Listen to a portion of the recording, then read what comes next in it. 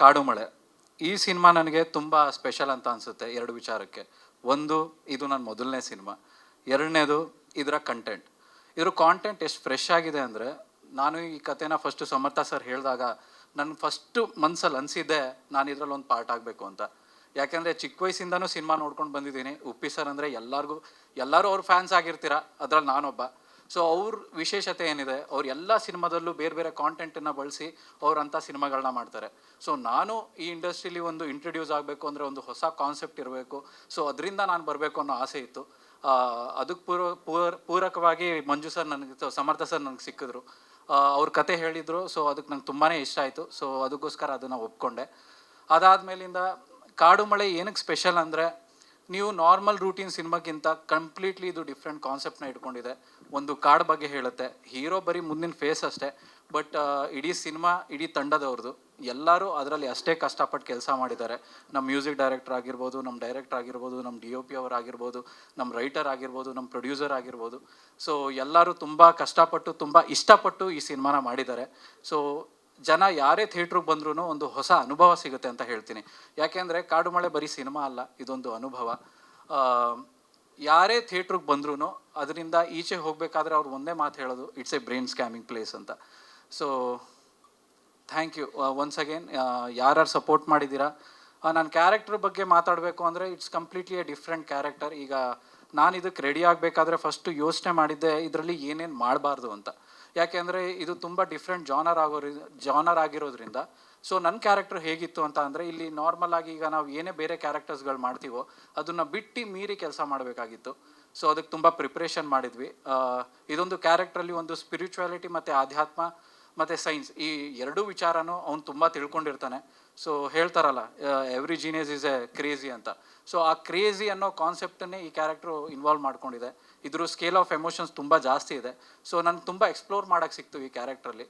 So ತುಂಬ ಖುಷಿಯಾಗಿದೆ. Thank you so much once again. Training ಅಂತ ಏನಿಲ್ಲ, ಅಂದರೆ ನಮ್ಮ ತಾತ ಇದ್ರು, ಅವರು ಎಲ್ಲ ಕಡೆನೂ ನಾಟಕಗಳನ್ನ ಹೇಳ್ಕೊಡ್ತಾ ಇದ್ರು. ಸೊ ಅವ್ರ ಜೊತೆ ನಾನು ಚಿಕ್ಕವರಿಂದನೂ ಬೆಳ್ಕೊಂಡು ಬಂದಿದ್ದು. ಸೊ ಅವ್ರನ್ನ ನೋಡ್ತಾ ನಾನು ಅದರಲ್ಲಿ ಒಂದು ಪಾತ್ರ ಆಗಬೇಕು ಅಂತ ಅಂದರೆ, ನಾನು ಒಂದು ಕ್ಯಾರೆಕ್ಟರ್ ಮಾಡಬೇಕು, ಹೀರೋ ಆಗಬೇಕು ಅನ್ನೋ ಆಸೆ ಇತ್ತು. ಸೊ ಅದಕ್ಕೆ ವರ್ಕ್ ಮಾಡ್ಕೊಂಡು ಬಂದೆ. ಅದಾದಮೇಲೆ ಇದು ಮಾಡಿದ್ದು ಸರ್. ನಾನು ಮುಂಚೆಯಿಂದ ಅವ್ರ ಜೊತೆ ಇದ್ದು ಅವ್ರ ನಾಟಕಗಳನ್ನ ಹೇಳ್ಕೊಡೋದನ್ನ ನೋಡ್ಕೋತಾ ಇದ್ದೆ. ಸೊ ಅದರಿಂದ ನಂಗೆ ಒಂದು ಸ್ವಲ್ಪ ಟಚ್ ಬಂದು ನಾನು ಅದನ್ನು ವರ್ಕ್ಶಾಪ್ ಮಾಡಿ 1 ತಿಂಗಳು ಈ ಕ್ಯಾರೆಕ್ಟರ್ ಬಗ್ಗೆನೇ ವರ್ಕ್ಶಾಪ್ ಮಾಡಿ ಕೆಲಸ ಮಾಡಿ ಇದನ್ನು ಮಾಡಿದ್ದು ಸರ್. ತುಂಬ ಚಾಲೆಂಜಿಂಗ್ ವಿಷಯಗಳಿತ್ತು ಆ್ಯಕ್ಚುಲಿ. 1, 2 ಅಂತ ಹೇಳೋಕ್ಕಾಗಲ್ಲ. ಯಾಕೆಂದರೆ ಪೂರ್ತಿ ಶೂಟಿಂಗ್ ಕಾಡಲ್ಲೇ ಆಯಿತು. ಅದು ಒಂದು ಹೊಸ ಅನುಭವನೇ. ಕಾಡಲ್ಲಿ ಒಂದು 80-90 ಡೇಸ್, ಅದರಲ್ಲೂ ಅದು ವೆಸ್ಟರ್ನ್ ಘಾಟ್ಸಲ್ಲಿ ಶೂಟು ಅಂತ ಅಂದರೆ ಅಲ್ಲಿ ತುಂಬ ಡೀಪ್ ಫಾರೆಸ್ಟ್ ಇತ್ತು. ಅಲ್ಲಿ ಪಿಟ್ ವೈಪರ್ಸ್ ಆಗಲಿ, ಲೀಚಸ್ ಆಗಲಿ, ಅದಾದಮೇಲಿಂದ ಅಲ್ಲಿರೋ ವಾತಾವರಣ ಆಗಲಿ, ಅದು ತುಂಬ ಹೊಸದಿತ್ತು ನಮಗೆ.